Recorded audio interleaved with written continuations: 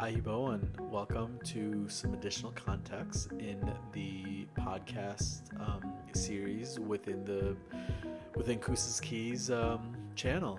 I really appreciate you all being here, and so let's talk about how we're going to continue to gain confidence and create new experiences while kind of letting go any mental blocks and work on any old wounds. One is, where are those limiting beliefs?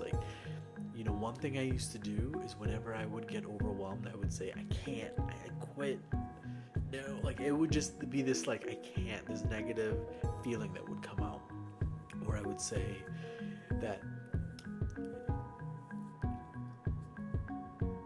I was broken in a sense, but realistically, I wasn't. And I wasn't for a long time. But hey, I had to believe that those beliefs were fake because I believed that they were true when they weren't. So limiting your self-beliefs is really focused on looking at any negative self-talks that holds you back from gaining confidence and experience. These are the things that are going to come up in the moment when you are faced with certain challenges, and how are you going to push against it? The 8 steps to create confidence, experience, and letting go of the past is recognizing your old beliefs, setting goals that challenge you and take you outside of your comfort zone. It's ensuring and achieving your goals and creating new experiences. It's celebrating those new victories. It's reflecting on the experiences and what worked and what didn't work. It's surrounding ourselves with great people and supportive people. It's focusing on the present and letting go of the past. And then it's taking care of ourself physically, mentally, and our emotional well-being, so that way we're able to consistently produce high results and be able to achieve our dreams while still not letting our dreams burn ourselves out. With that, I'm Saul Matthew of Kusa's Key. If you can, please subscribe and check out this content. I really appreciate it. Aibo, and may you be blessed with a long life. Step 2 is the one I had the most amount of mental blocks with.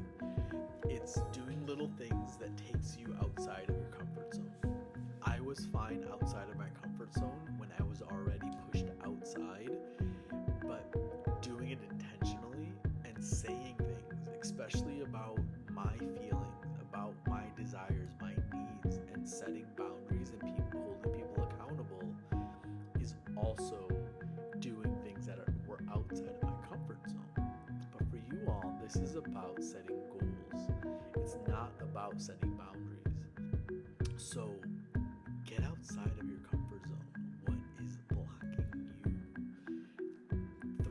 Step 3 is, what little things can you do to achieve those goals? All right, I want to lose 10 pounds. All right, so if it's 10 pounds in 2 months, then it's going to be a pound a week. It's going to be, hey, I'm going to just start moving in week 1, and the weight doesn't come on, but you're going to have to break it down into smaller steps. And just, how are you going to just focus on your time? Because you can't do the old things that you used to do. So what are you going to do to move forward and just create some new experience? Think of like an RPG game. Go kill some bosses. Go help some farmers, or I don't know, just get some experience.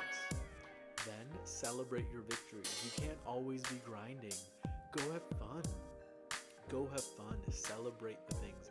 That is the thing that I have not done in previous relationships, is sometimes when you are with partners that the relationship was never on secure and great ground, sometimes it's hard to celebrate the small victories, is because the small victories are pretty rare and it feels like you've just been in a tornado the whole time.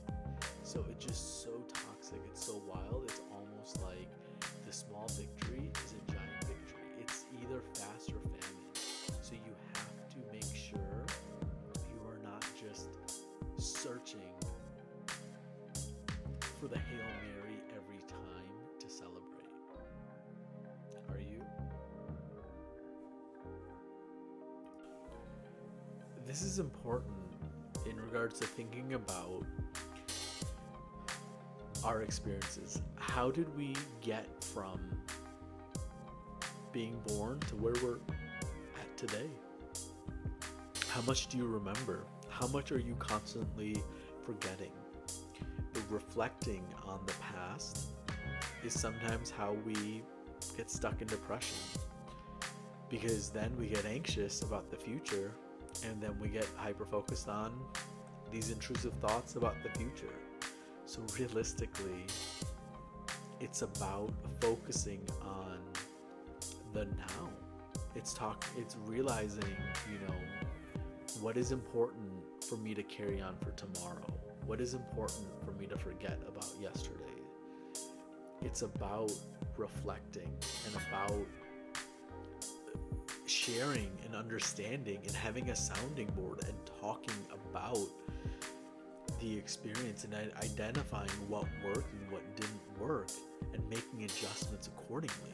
You need to really support yourself, step 6, around people who are positive and supportive, because these are the people who are going to be the ones that are going to celebrate your success. They're the ones that are going to give you feedback of what works, what doesn't work, but they're going to be the ones that support you and normalize the experience. They're the ones who are going to actually allow you to share experience, get it out of your head, and actually solidify it.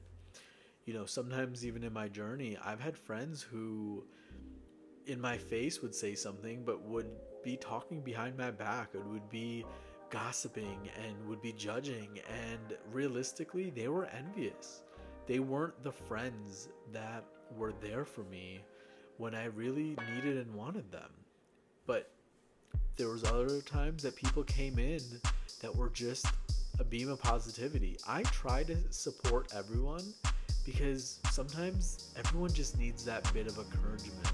So on your darkest days, who is there that's going to light the candle for you? When you're depressed, who's going to come and just be like, hey, here's some food. You stink. Go fucking shower. And this is my battery saying, hey, it's time to charge the phone. So it's maybe time to end this episode. So focus your energy on the now. Let go of the past. Forgive yourself for any mistakes. We all make mistakes. Learn from it. Get the experience and move on. Don't carry that shit. Practice self-care and don't burn out. That is something I'm a king of. I'm a king of burnout. I'm like David Goggins. I push and push until I burn out, and then I create all this new experience. I use the trauma and the pain to grow. You don't have to go to those extremes. Don't take souls. I mean, you could, in a sense of emotionally, physically, in of the mind and of the energy of spirit of sparring partners, with athletes. But it's about making sure you're resting and you have people who are going to be there to ensure you're doing the right things, and you're then doing the right things for yourself. You're not doing it for anyone else. You're doing the self-care for yourself. So if you can follow these 8 steps, you can hopefully gain new experience and continue to grow.